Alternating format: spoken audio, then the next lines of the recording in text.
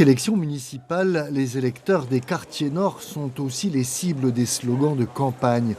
Le vote populaire comme un atout décisif. Mais ils nous promènent beaucoup de choses aussi, les élus.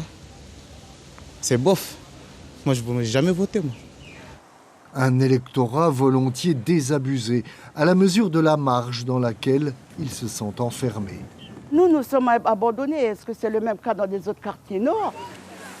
Quartier nord, quartier sud, si la division n'est pas seulement géographique, elle est en tout cas historique, comme le résultat d'une politique d'aménagement du territoire jamais définie. C'est des cités dortoirs à l'intérieur de la ville. C'est ça la difficulté des quartiers nord, c'est que c'était des aménagements pour pouvoir accueillir des gens qui viennent travailler. Donc on n'a pas prévu que les enfants qui vont naître, les générations 3 et 4, vont habiter le quartier. C'est-à-dire habiter au sens, ils y sont, ils vont se construire dans ces quartiers-là. On a négligé ça. On a répondu à la question du logement. On n'a pas répondu à la question de la vie à l'intérieur de ces logements-là, la vie sociale. Le déséquilibre est en tout cas criant. Ainsi, entre nord et sud, le taux de chômage y est 2,5 fois supérieur. Le nombre de sans diplôme multiplié par 2. Enfin, c'est un gouffre qui sépare les populations en matière de succès dans les études supérieures. La rupture, elle est à tous les niveaux.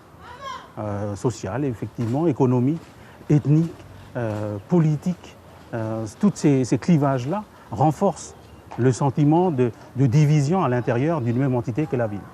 Et de malaise, comme dans cette cité Pierre-Lanquette, défigurée par les incivilités et qui semble toujours entre deux programmes de rénovation. C'est peu habité, donc il reste 3 ou 4 familles encore dedans. Cité où les résidents sont à la fois otages et victimes des agissements d'une minorité. Les activités illicites sont au milieu, là. Donc il y en a un qui est là-bas. Tu vois où il y a les poubelles. À l'époque, il y avait un kiosque. Ils ont détruit le kiosque et c'est resté comme ça. La SIC a enlevé le kiosque.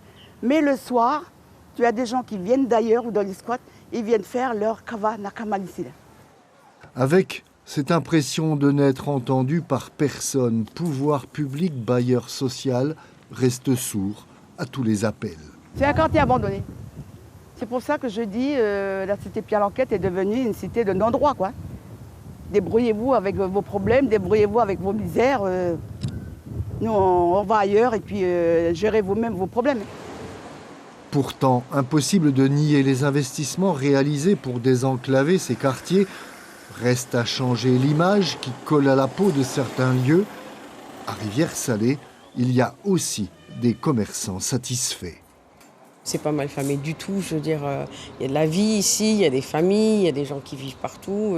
Moi, je vis pas ici, mais je suis là tous les jours. Je ne me fais pas attaquer dans mon magasin, tout est très bien, sain et sauf, on a des vigiles.